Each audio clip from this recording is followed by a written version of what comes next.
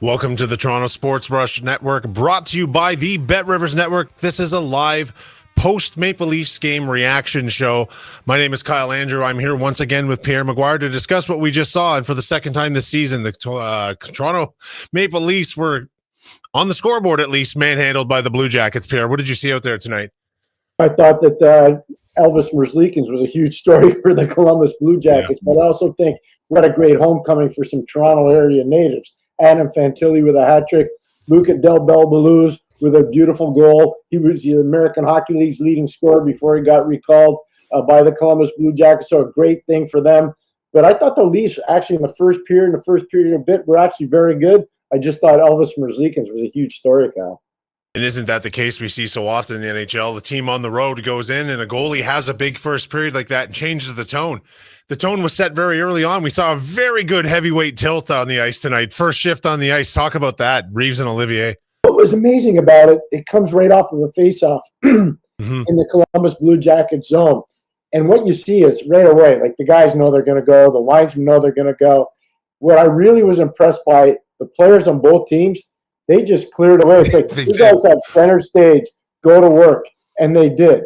I mean, it wasn't for the faint of heart. Those two guys are professionals at what they do, and they got after it pretty good.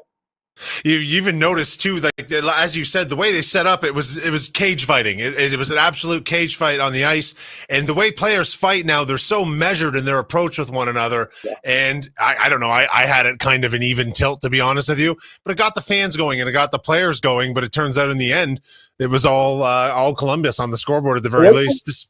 Yeah. I like how you described it, though, Kyle, because it was kind of like, okay, let's see who's got it tonight. And both guys it was a saw-off in terms of the fight. But what I think it gave is Columbus some real energy, and it gave them a whole lot of confidence to come into Toronto and say, we can handle that. You just gave us your best shot.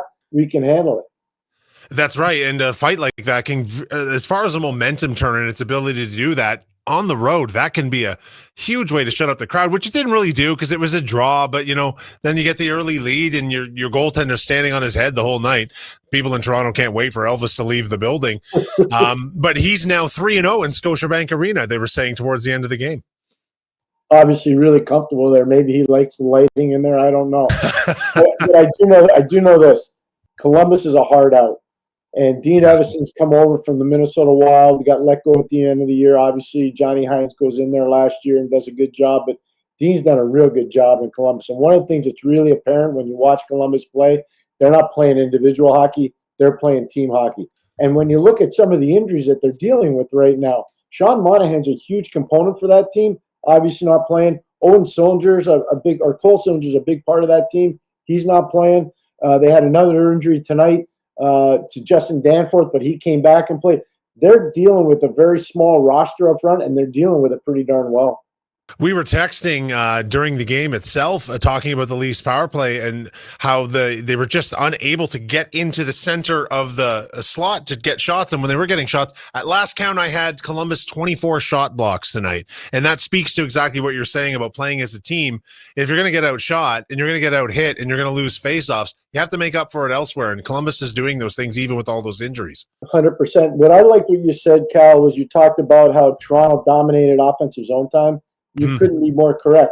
They did dominate offensive zone time, 5-on-5 and on the power play. The problem was the shot lanes were shut down, the passing lanes were shut down. Right. So they kept everything to the outside. They just couldn't get the puck to the inside part of the ice until a little bit later in the game. By then, the damage was already done. And breakaway Nylander was on full force again tonight. Couldn't put one by him.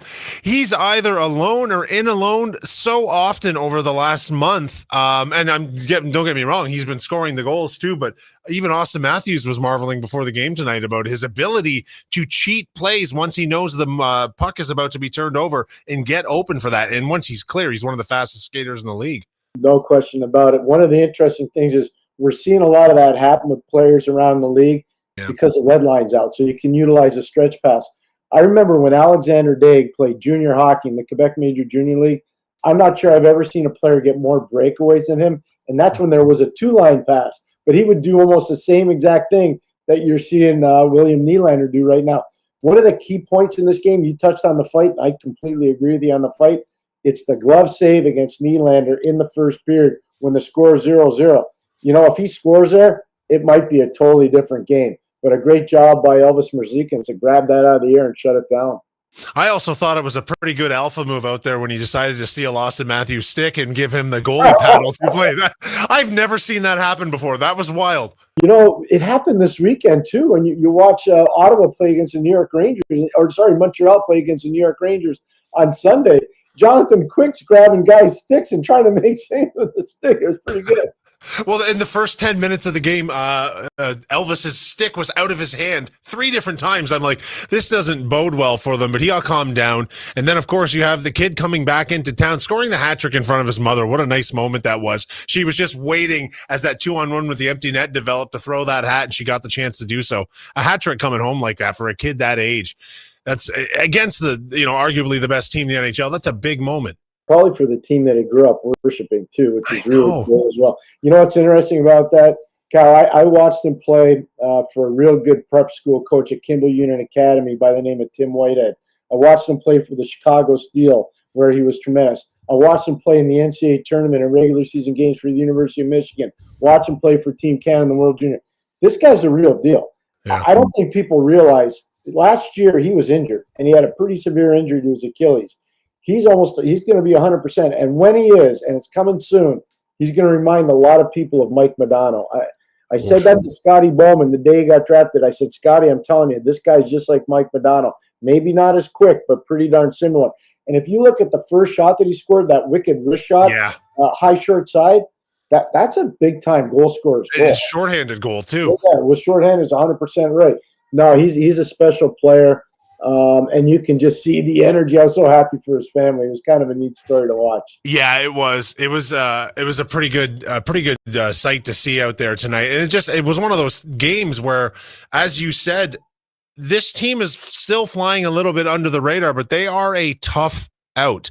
And the Leafs are at a point now in their team development where everyone's gunning for them, right? They're the big dog. You're going to get everyone's best effort, especially a team like Columbus that's got a few things to prove, not just on the score sheet, but in the standings.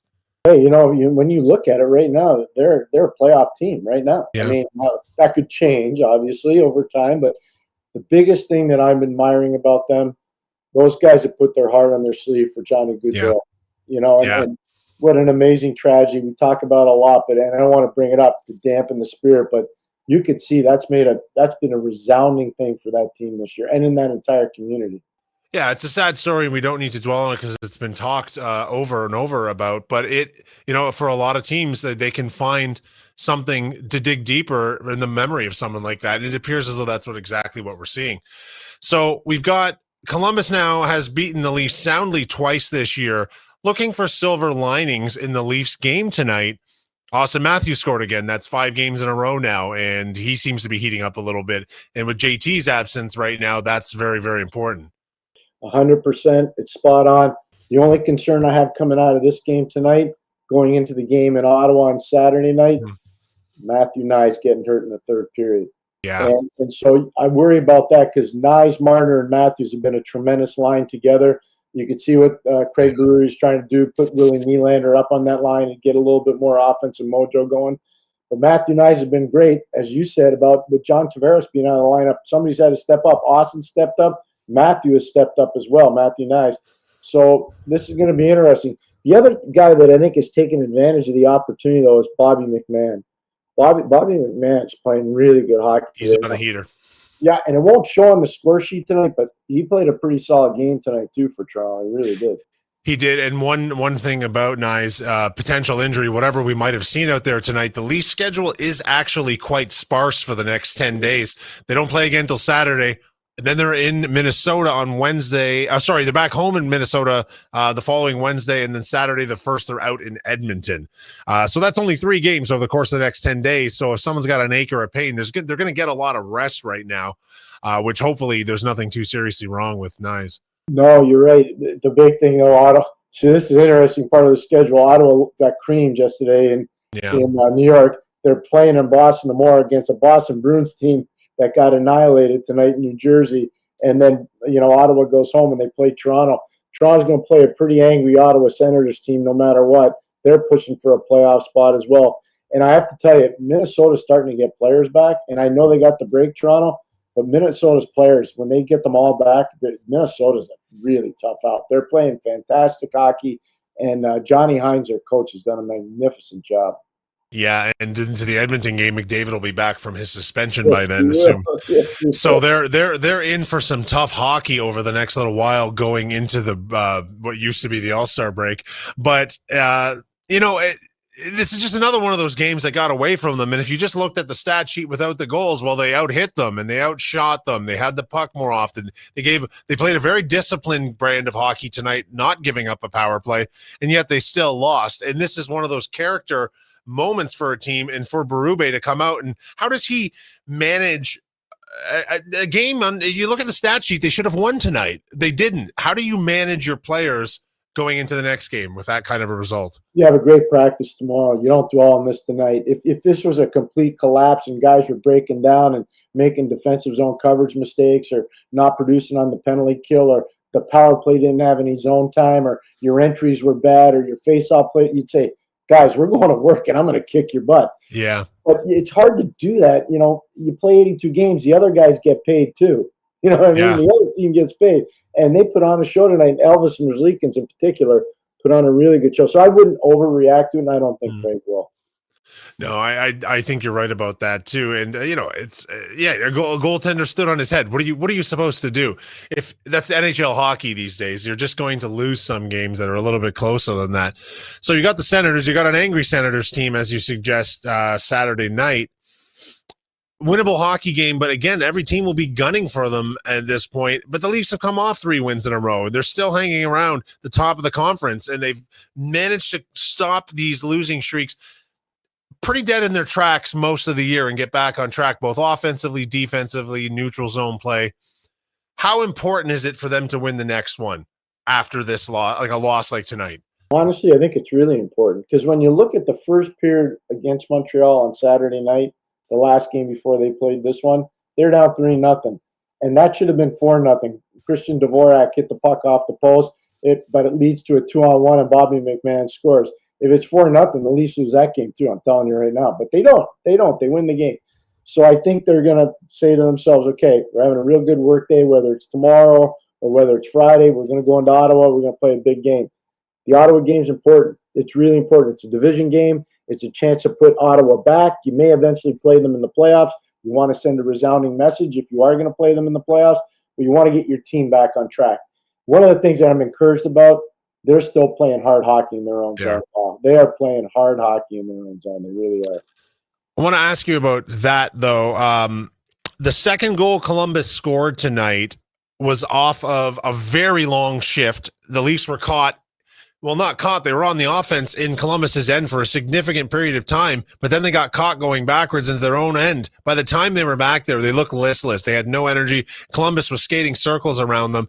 I have noticed that happen to the Leafs a few times this year, where they're pressing, almost to their own detriment, where they end up having the puck go the other way suddenly, and there's just no gas left in the tank. Is that going to be a problem for them moving forward? It's such a good point, and it's relevant. And this is where I think the coach has a captive audience. So he's going to bring up different instances where that's happened this year. I'm sure he will. He's not going to beat them up about it. He's going to say, we got to fix this. So let's start paying attention to our shift lengths. Let's start paying attention to our line changes. And let's start paying attention to helping each other out. It's not a real convoluted conversation, but it's one they're probably going to have. It's a great point by you. So let's move away from the Maple Leafs, because frankly, there's just not a lot more to take away from this game. It's just one of those games. They didn't play poorly. It was truly only the scoreboard in which they were outshined, and maybe there was one soft goal in there. Not a big deal anywhere. We did talk about McDavid already. He'll be back in the lineup on the first against the Leafs. What did you think of that suspension? I thought it was fair. I don't think the league wants to have players running around cross-checking other guys in the face. And when I hear people say, well, you got to protect the star players, I agree with that. I coached a few star players in my day, and I completely agree with that. That being said, that was not like a hideous foul where he's getting absolutely mauled and abused. He got taken down to the ice. It happens from time to time. I remember coaching in a league when the two-line pass was not there. You had to play in congested areas. Guys were allowed to tackle you. You know, if you were a star player, you did get tackled. I wasn't standing too far away from Mario Lemieux when he called it a garage league. So I was there. I was coaching him. What Connor McDavid did wasn't appropriate. Here's how I would say it to you, Kyle. Let's just say the role was reversed. Yes. And let's just say it was Connor McDavid who does the cross-check in a Connor Garlander. Or Connor Garland, excuse me. Connor Garland. Let's just say it's role reversed. Okay, and then do it the other way. We would have called an emergency show just to talk about that. Yeah. Let's just say that all of a sudden it's McDavid that gets cross-checked in the face by Connor Garland. That's right. How many games are you going to get Connor Garland? 20? Yeah, you're going to get the star player tax on that one for sure. Yeah, right. Yeah. I do find that the NHL, when it comes to these disciplinary matters, I think they do a much better job than the NBA and some of the other leagues in the sense that people are generally treated fairly across the board. And it is a good message to send at a good time of year by the NHL and saying, hey, no one is above stick to the face type of infractions. These are dangerous, especially with the type of sticks we're using now. They're lighter, but I mean, you get a shard of carbon fiber or something in a face, you'd be in big trouble. So I was fine with it as well. If anything, it might have been light, but 3 is fine. It's not like he's got a history of violently attacking people either. The first time I saw it, when I saw it happen, I went and looked at the schedule. And I saw that Edmonton's next 6 games were on home ice. And the first one was against Washington, and the second one was against Vancouver. And it was obviously that penalty was against a Vancouver Canuck player, and Tyler Myers got 3 games as well. Yeah. I said, he's getting suspended because they're keeping him out of the Vancouver game. They do not need shenanigans and mayhem, especially when the Four Nations is coming up. That's right. If you really look at this from the league's point of view, and even if you're an Edmonton Oilers fan, you say, McGuire, I hate you because you're saying this against my player. I'm not. This is actually a good thing for Connor McDavid. You know why? Yes. He's getting a rest. He's getting a rest before he has to go to the Four Nations. Because he's not going to get the rest. And the Four Nations is a very interesting setup for the NHL this year, speaking of this, because typically we would have an all-star break and guys get 4, maybe 5 days off, depending on their schedule. Now there's a significant period of time off, and a lot of star players, the Russians and such, they're getting a very extended break now. So this is all factoring in. And back to Connor McDavid, in a way, by having him police him, they kind of save him from himself a little bit too, don't they? As you were saying, because they played Vancouver again so quickly. Yeah, no, they do. Again, I watched them play last night against the Washington Capitals. Mm-hmm. Washington were outshot 34-14, and they won the game 3-2. So, yeah, could McDavid have made a difference? Probably, but it wasn't like their team was painfully bad. They held the Washington Capitals to 14 shots on net, and they still found a way to lose the game. Washington, I don't know how they won it, but they found a way to win it. Yeah, it was a pretty good important. How much are you're involved in the Four Nations to some degree this year? Are you not, Pierre? I am. I'm going to be doing a podcast called The Eye Test that I've been doing for the last 2 years with my partner Jimmy Murphy, and Wonderful. I'm supposedly doing some stuff for the Toronto Sports Rush, so I'm looking forward to that as well. Well, we'll see about that. It's like it's a very interesting showcase for the NHL at a time when the various sports leagues are very much fighting for audience and attendance. It's a preview of what type of hockey we're going to see in international play moving forward from here, especially the Olympics and whatnot. How excited are you with this coming up? Very much, and I'll tell you why. I had the unbelievable honor since 2002 to do every Winter Games except the last one. And it's an amazing thing. I just love the Olympics. I love everything about it. We missed the Olympic players in 2018 in Pyeongchang, and that's not a knock on the guys that were there. They all represented their country. But it's not the same. If you're in the Olympics, it should be best on best, and this is an opportunity for everybody to play best on best. So I love it. I think it's fantastic, and I'm thrilled to death by it. All right, I'm looking forward to anything you come up with during that, Pierre, because I mean, there's a part of me I kind of wish the Russians were there. I understand why they're not. It's very weird to play international hockey without the Russians, but hopefully we return to that by the time the next Olympics rolls around. But, okay, so moving forward for the Leafs, let's kind of wrap things up here quickly. It was a one-sided game on the scoreboard. It was not a one-sided game on the ice. No panic mode. They've won 3 of their last 4 now. Guys that need to be scoring, and I'm saying Austin Matthews, they're scoring. No one else really did anything tonight on the scoreboard, but they've all been scoring lately. There's no reason to panic here, is there? No, there isn't. But the one thing I think is important, a lot of teams have been having their scouting meetings over the last 2 to 3 weeks. Mm-hmm. I know a bunch of teams that are still down south, some are out west. with their scouts. I think Toronto in particular needs to identify organizational need going forward to really be that legitimate cup contender, because I think this is one of the best teams I've seen from Toronto in a very long time. I think there's a huge need for a number 3 center. I think they've already talked about that publicly, but I'm going to throw one more at you. I really believe, Kyle, they need a legitimate power play quarterback that plays on the back end, that's an elite puck mover, that can run the power play, but can also break the puck out tape to tape. Doesn't rim it around the boards, can go tape to tape. If they acquire those 2 things, I think the Toronto Maple Leafs are going to win the Stanley Cup. I truly believe that. Pierre, I agree with you about we were texting again about the power play quarterbacking type of situations. You want Matthews to be open, and a couple of times tonight, once again, I saw Nylander trying to force the puck across the slot, boards to boards, and you don't need to do that to get into the center of the ice. And he's maybe also a guy you want free up to shoot and not necessarily quarterbacking in the end. That's a great call, Pierre. I think that would really send them over the edge. I just think if they acquire those 2 players, I don't know names, but if they get 2 of those guys, both, a centerman and a top-end defenseman that can move the puck, I think Toronto's in an unbelievable place to win. I really do. I think so, too. I think if you don't look at this team and see the most well-rounded Leafs team we've seen in a long, long time, then you haven't been paying attention. But they've got a long way to go. They got a lot of teams to beat, and they got to get deeper in the playoffs because that's what everyone's waiting for. That's when their season begins. You're absolutely right. You're right, Cal. All right, Pierre, thanks once again for joining us. You are our expert hockey analysis. This has been another Leafs post-game live wrap-up. They fell once again to the Columbus Blue Jackets that seem to have their number this year. Going on the road to Ottawa this Saturday night. That's a big inter-Ontario hockey game. We're looking forward to a very hungry Ottawa team and a Leafs team looking to quickly get back in the winning side of things. Once again, I am Kyle Andrew with my co-host tonight, Pierre McGuire, the excellent hockey analyst here on the Toronto Sports Rush Network, brought to you by BetRivers. One last thing, folks. If you're watching the channel, please click like on this video, leave a comment, and, of course, subscribe to Toronto Sports Rush. See you all soon.